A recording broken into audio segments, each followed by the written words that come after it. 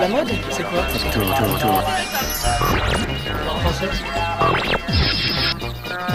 vous admire.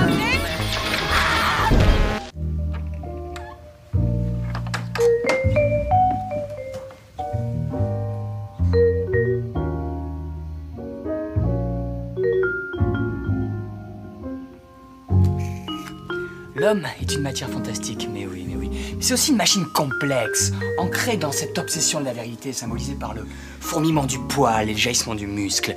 Et à la fois, il est véritablement pris en tenaille par cette énorme féminité cachée derrière des siècles de punition, de péché et de désirs inavouables.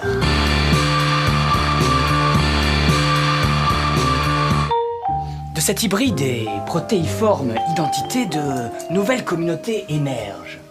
Donc, voit le jour.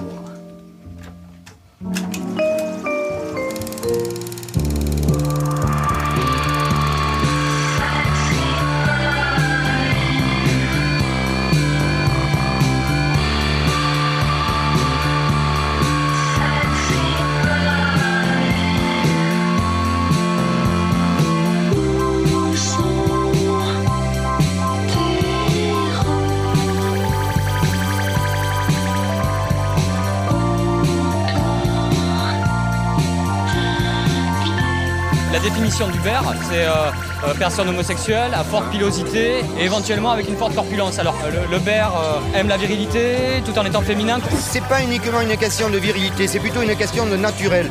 Je parle du mouvement Bears là, hein. C'est-à-dire qu'il y a bien sûr le côté viril, c'est-à-dire qu'on ne se reconnaît pas forcément dans les attitudes provocatrices de certains homosexuels qui, pour se montrer justement, sont extravagants. Alors autant ça nous fait sourire, on aime la fête aussi, c'est super festif, c'est très bien que ça existe. Et le mouvement Bears justement, ce sont des gens qui sont plus traditionnels, voilà.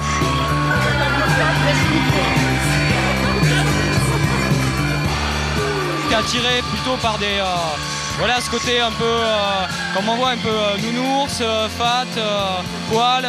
Exclusivement les mecs qui sont nounours, les mecs qui sont ma corpulence un peu voilà quoi, donc c'est au naturel quoi, je veux dire, je peux pas faire autrement quoi.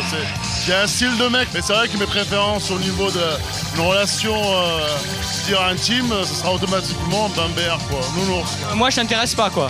Ben, par exemple oui, ça serait pas. Ce serait peut-être un super ami pour une bonne soirée, pour passer, pour rigoler, mais ça ira pas plus loin quoi. Putain, merde. Les matériaux bruts rappelant la force de la forêt canadienne, c'est une déco white trash nord-américaine sans chichi, non, aucun. Une ambiance virile forcément correcte avec un poil ou deux de fantaisie en plus. C'est parti des États-Unis, c'était dans les années 80, c'était les hyper machos, les virils, les muscles verts, les mecs bodybuildés, la virilité poussée à l'extrême.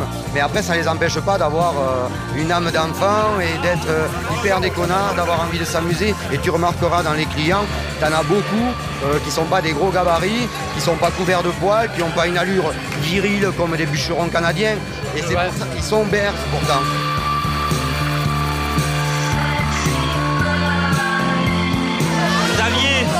Xavier, est-ce que tu veux me faire un succès? Un petit tour. La définition du backroom. Mais tu trouveras toujours des cas aussi qui vont te dire, moi c'est le côté sexe, parce qu'il y a aussi la drague. Mais moins que dans un club sexe autre. Il y a quand même une backroom. Ben, c'est quand même des homosexuels. Donc il y a la backroom pour le cliché, elle n'est pas très grande, mais elle y est.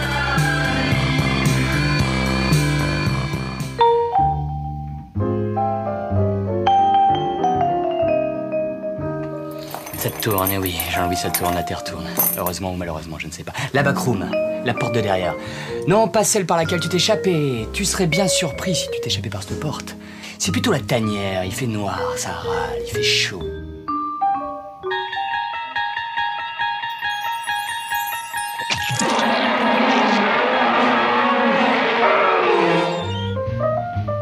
Le pire, annonce mal léchée. Non, je ne crois pas.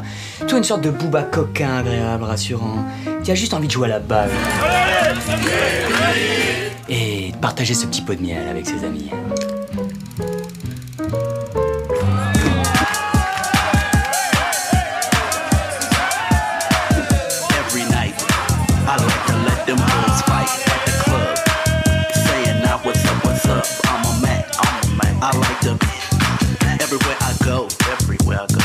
the same hoe, you shaking that thing. Trick bitch, let me bang, you wanna fuck. Got to fuck. That's what I'm figuring when I see asses wiggling and titties jiggling. On s'est aperçu que dans le sport professionnel ou amateur, les joueurs qui sont homosexuels ne peuvent pas le dire, ne peuvent pas le livrer.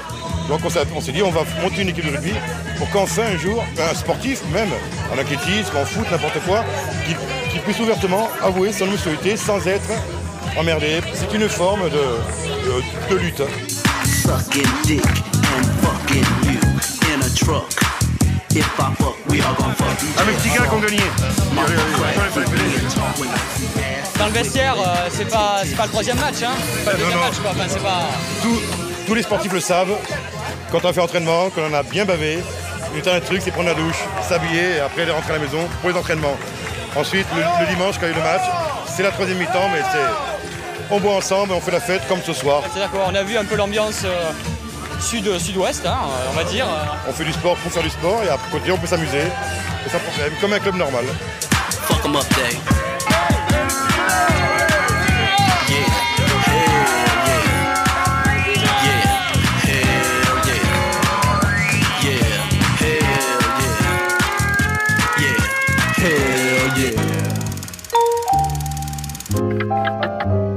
Et comme le disait Jean Lafleur, enfin à peu près, dans ses cahiers, cette phrase très célinienne, réintroduire l'ours sans mesurer les conséquences de cet acte serait vraiment très très fâcheux.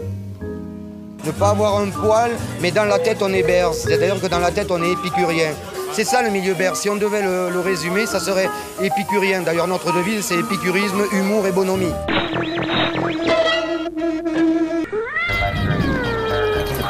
La mode, c'est quoi? Je vous